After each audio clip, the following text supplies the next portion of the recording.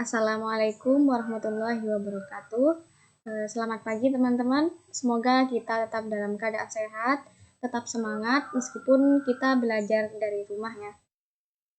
Bisa kita ingat kembali materi sebelumnya kita mempelajari tentang klasifikasi materi berdasarkan wujudnya, yaitu ada zat padat, zat cair, dan gas. Nah, sekarang klasifikasi materi berdasarkan komposisinya, yaitu ada unsur dan senyawa.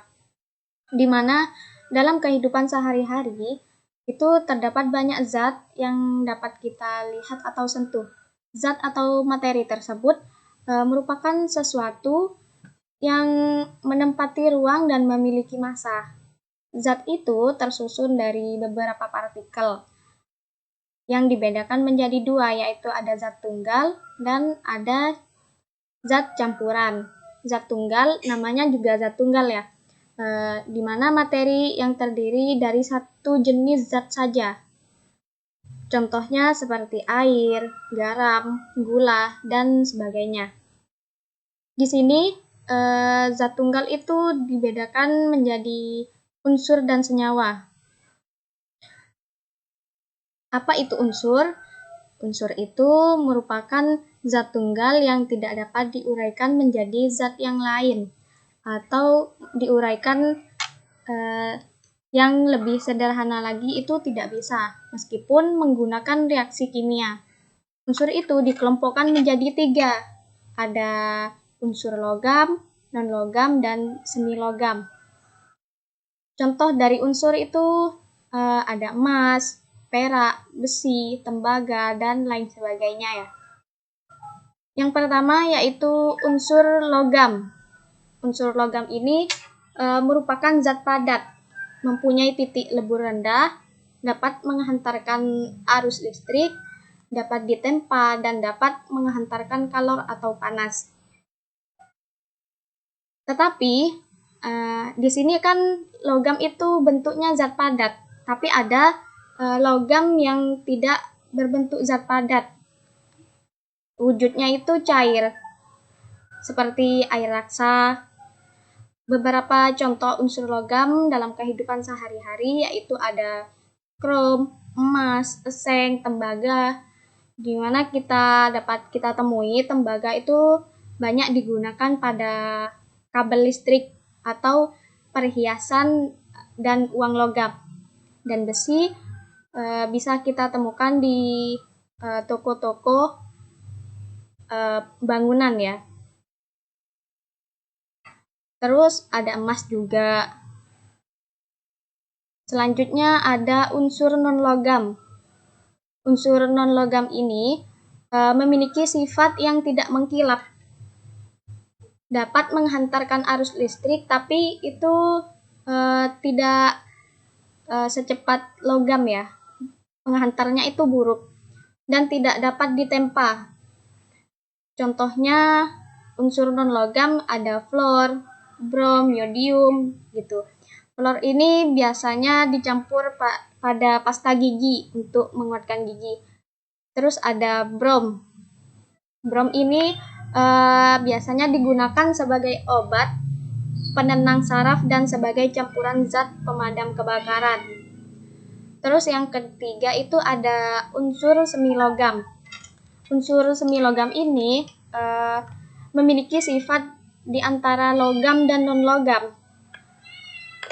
Contohnya ada silikon, di mana silikon biasanya digunakan dalam peralatan pemotong, seperti pengamplasan, bahan untuk membuat semikonduktor, gelas, dan keramik ya.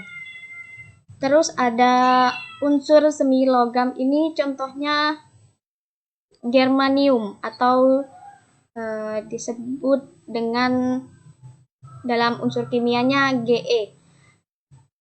Dapat kita temui dari batu bara dan batu seng pekat.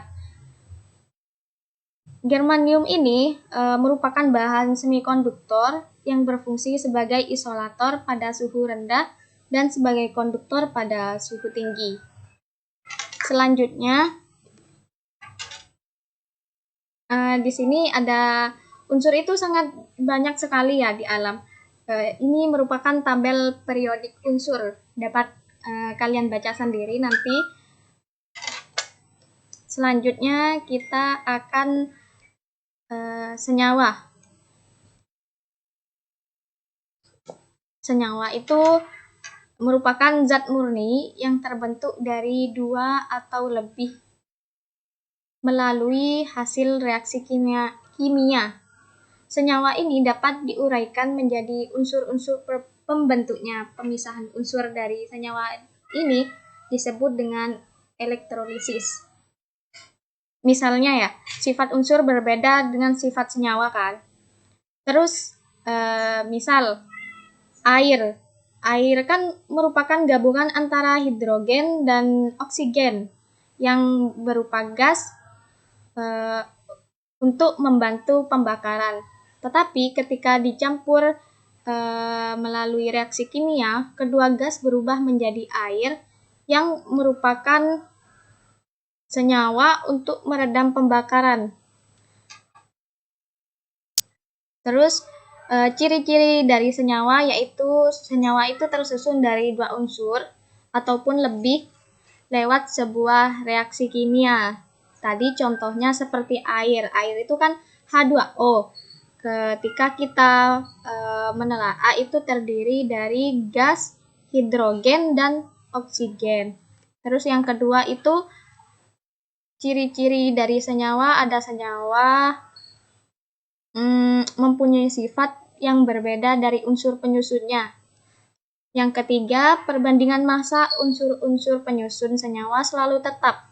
Yang keempat, senyawa bisa diuraikan menjadi unsur penyusunnya hanya dengan melalui reaksi kimia biasa. Terus yang kelima, yaitu senyawa juga bisa diuraikan secara kimia, akan tetapi tidak dapat menggunakan cara fisika. Yang ketiga yaitu ada campuran.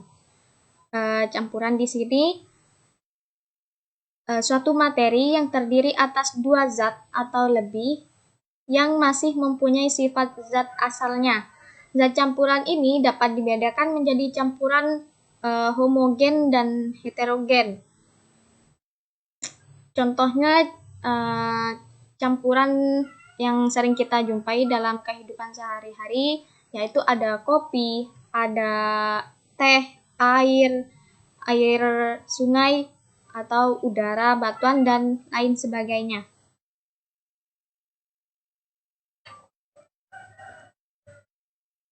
Tadi kan campuran itu dibedakan menjadi dua, ada homogen, ada heterogen. Campuran homogen itu yaitu campuran antara dua zat atau lebih di mana partikel-partikel penyusunnya itu tidak dapat dibedakan lagi. Campuran homogen ini juga dapat disebut dengan larutan, misalnya sirup, air garam, dan air gula. Nah, itu kan tidak bisa dibedakan ya, mana yang air, mana yang gula, karena gula itu sudah terlarut dalam air. Jadi kalau misalnya ingin memisahkan dua zat dari campuran homogen, kita harus menggunakan metode pemisahan yang dapat memisahkan campuran tersebut. Terus ada campuran heterogen. Campuran heterogen ini merupakan campuran antara dua zat atau lebih yang masih nampak batas pemisahnya antara zat-zat yang bercampur. Contohnya bisa kita lihat pada gambar di sini ada air dan minyak.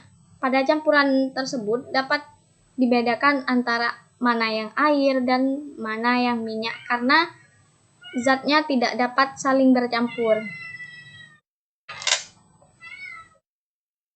Di sini ada beberapa contoh, yaitu ada gambar sirup, susu, dan kopi.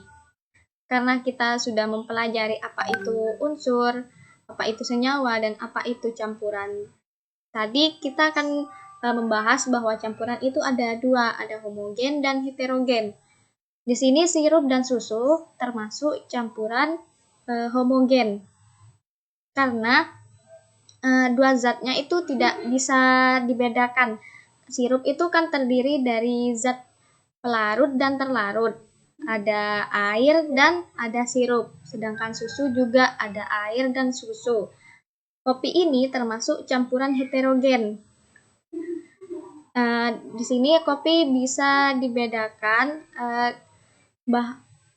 di bawahnya itu ada endapan kopi ya, jadi termasuk campuran heterogen. Terus ada air putih. Di sini air putih itu kan terdiri dari satu zat saja, berarti air putih ini termasuk zat tunggal. Contoh yang kedua ada es teh. Es teh itu campuran homogen. Campuran dari es teh itu ada air dan teh. Terus kopi.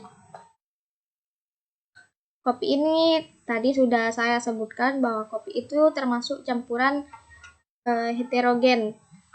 Kita bisa melihat bahwa zat pelarut dan terlarutnya itu terpisah. Di sini ada endapan kopi di bawahnya, di mana endapan ini tidak terlarut semua dalam air, jadi terjadi endapan dalam kopi. Kopi ini termasuk dari campuran homogen. Terus ada es teh manis ya. Di sini ada campuran air, teh, gula, perpaduan ya antara zat-zat tersebut itu tercampur rata atau campurannya itu sempurna. Dan juga air teh ini tidak memisah seperti air dan minyak atau kopi. Itu tidak memisah teh manis ini. Jadi berdasarkan ciri-ciri tersebut, es teh ini termasuk campuran yang homogen. Untuk cukup sekian materi dari saya, dan untuk evaluasi materi hari ini saya akan memberikan tugas, nanti akan saya berikan di Google Classroom ya. Untuk materi hari ini cukup sekian dari saya. Apabila ada yang kurang paham bisa ditanyakan melalui chat di Google Classroom. Cukup sekian dari saya. Wassalamualaikum warahmatullahi wabarakatuh.